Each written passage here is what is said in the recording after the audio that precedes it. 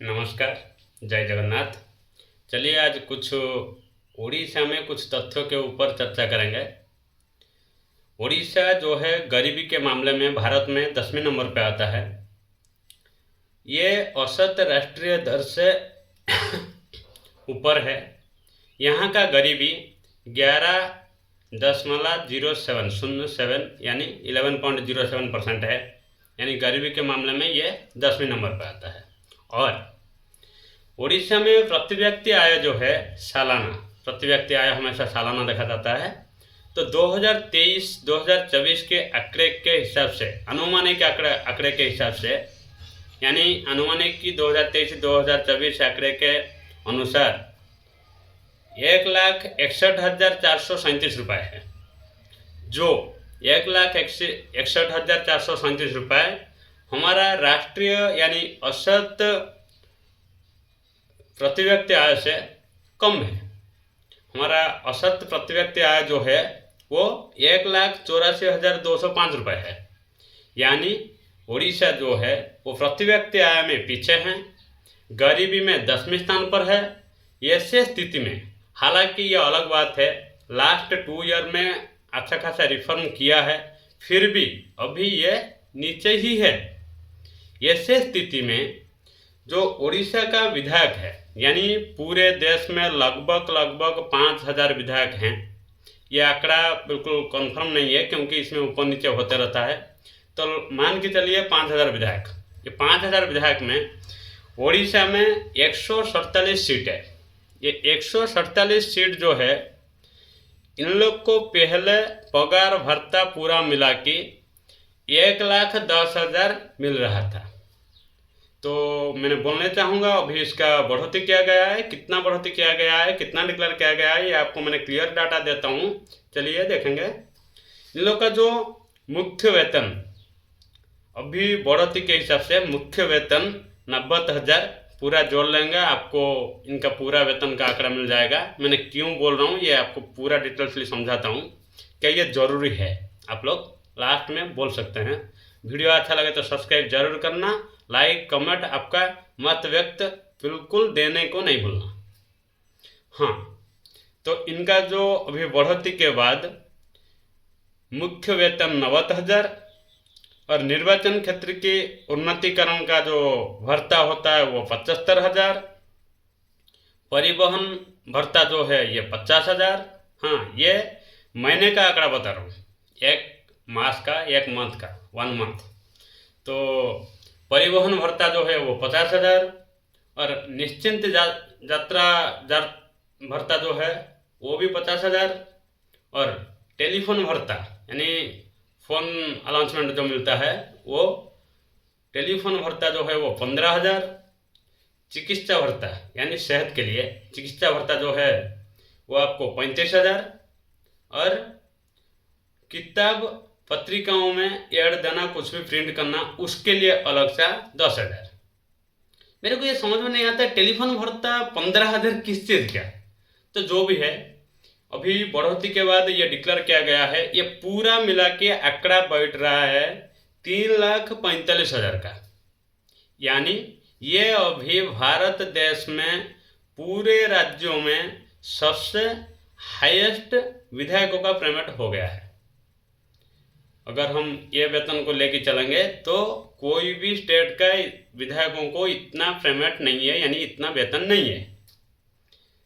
तो इसीलिए मैंने पहले आप लोग को बता रहा था कि उड़ीसा का स्थिति अभी क्या है। ऐसे स्थिति में इतना पेमेंट हाई करना क्या आप लोग को सही लग रहा है?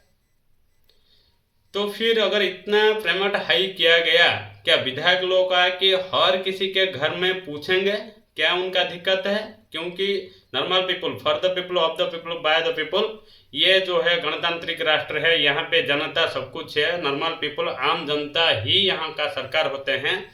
तो आम जनता का दुख दर्द हर दिन विधायक आके उनके घर में पूछेंगे या दूर करेंगे क्या? ये उड़ीसा का हर नॉर्मल पीपल यानी आम जनता को पूछना चाहिए। बीजेपी कुछ अच्छा करेगा ये सोचकर जो परिवर्तन किया गया था पिछले इलेक्शन में, ये कहीं ना कहीं अभी तक ये जो डिक्लेरेशन, ये जो डिसीजन लिया गया, ये आम जनता को ठोस पहुंचा है। मैंने इसलिए बोल रहा हूँ आम जनता को ठोस पहुंचा है, क्योंकि आम जनता ने सरकार बदले थे कुछ रिफॉर्म, कुछ अच्छाई के लिए, मगर ये तो लग रहा है जैसे आम जनता को लूट रहे हैं। क्योंकि कोई भी सरकार, कोई भी गवर्नमेंट 5 साल के लिए आता है, हो सकता है वो फिर निर्वाचित होकर आए या चला जाए, बोल नहीं सकते। मगर हर राज्य का, यानी देश का होने दीजिए, राज्य का होने दीजिए, उसका जो आम जनता है, वो तो जनता लाइफ लॉन्ग जीते हैं वही राज्य में। कल गवर्नमेंट चले जाने के बाद जो लोन यानी कर्जा करके चला जाता है गवर्नमेंट, वो पूरा गवर्नमेंट का नहीं होता है, वो हमारा ही होता है। यानी हर राज्यों का जितना लोन या जितना कर्जा है, ये वो राज्य के पीपुल यानी आम जनता का होता है, आम जनता के सर पर बांध दिया जाता है। हमेशा ये बोला जाता है उड़ीसा में जो एक एक पर मेंबर के ऊपर इतना कर्जा है, 7 लाख 2 लाख 3 लाख जो भी है, ये आम जनता को लेके बोला जाता है। कोई भी पार्टी को, कोई भी सरकार को लेके कभी नहीं बोला जाता। इसीलिए मैंने ये आपको समझा रहा हूँ। तो यहाँ पे मैंने एक इम्पोर्टेंट बात बोलना चाहूँगा, जैसे कि सेंट्रल में आप लोग को याद होगा 2024 में ब्रिटिश काल से चलता आ रहा बहुत सारे कानून को, बहुत सारे नहीं, कुछ कानूनों का परिवर्तन किया गया। सेंट्रल में बीजेपी सरकार होते हुए इसको परिवर्तन का बिल लेकर आए थे, जिसका जैसे कि एक एग्जांपल बोल रहा हूँ, लव जिहाद के ऊपर कोई भी स्ट्रिक्ट एक्शन नहीं था, लव जिहाद के ऊपर कठोर कानून बने, इसके लिए भी बिल लाया गया था, जो परिवर्तन यानी ब्रिटिश काल से चलता आ रहा कानून का परिवर्तन बिल में ये भी शामिल था। और इसका विरोध पूरे विरोधी जोर जोर से किए थे। ये एक नहीं, मैंने आपको याद कराना चाहता हूँ, 3 तलाक खारिज करने का बिल के ऊपर भी विरोधी विरोध किए थे, 370 धारा उच्छेद बिल के ऊपर भी विरोधी विरोध किए थे। उसका तो स्वर आज तक सुनाई देता है, आज भी कहीं कहीं आवाज़ आता है कि 370 कैसे निकाल दिया गया, हम फिर लगा देंगे, ये तो आज भी सुना जाता है, आप लोग सुन रहे होंगे। हाँ, और वक्फ बोर्ड संशोधन कानून, ये बिल का भी विरोध किया गया था, जबकि आम जनता को वक्फ बोर्ड में ऐसे कुछ प्रावधान है जिसमें आम जनता तक सही से फायदा पहुंच नहीं पाता है, तो उसको संशोधन के लिए सेंट्रल गवर्नमेंट बिल लेके आए थे, उसका भी जोर जोर से विरोध हुआ था। और प्रेजेंट आपको तो सिचुएशन मालूम ही होगा, 11 साल से लगभग जो इलेक्शन यानी वोटर कार्ड का संशोधन जो है, यानी उसका जो क्या बोलते हैं, प्यूरिफाई नहीं हुआ है, संशोधित नहीं किया गया है, उसको बिल्कुल जैसे फिल्टर कर दिया जाता है, जो SIR के माध्यम से किया जाता है। यानी कुछ लोग गुजर गए, कुछ लोग स्थानांतरित हो गए, फिर भी उनका परिवर्तन नहीं किया गया है इलेक्शन यानी वोटर कार्ड, वो सबको संशोधित करने के लिए, वो सबको परिमार्जित करने के लिए जो धाराएं या जो प्रक्रियाएं अपना जाता है, वो SIR है। जो SIR अभी चल रहा है, जिसको लेकर भी बहुत विरोध हो रहा है, यहाँ तक तो ममता बनर्जी रोड पे उतर आते हैं, SIR करने नहीं देंगे। यानी इन लोग चाहते क्या है, आदमी मरने के बाद भूत बनकर आके वोट डालते रहे।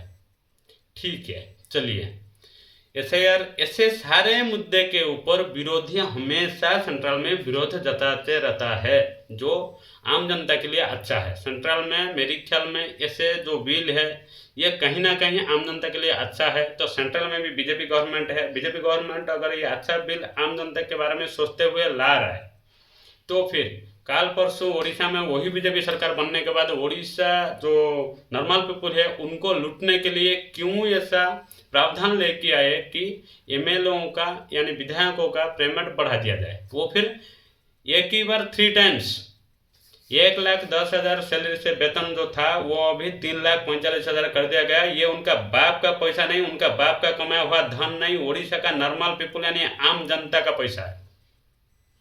तो यहाँ पे मैंने उड़ीसा वासियों को यही बोलना चाहूँगा, पार्टी बदलने से, दल बदलने से कुछ सुधार नहीं आ जाता है, कुछ नहीं बदल जाता है। बस अगर बदलना है तो फिर नॉर्मल पीपुल आम जनता को अपना सोच बदलना चाहिए और अपना विचार बदलना चाहिए।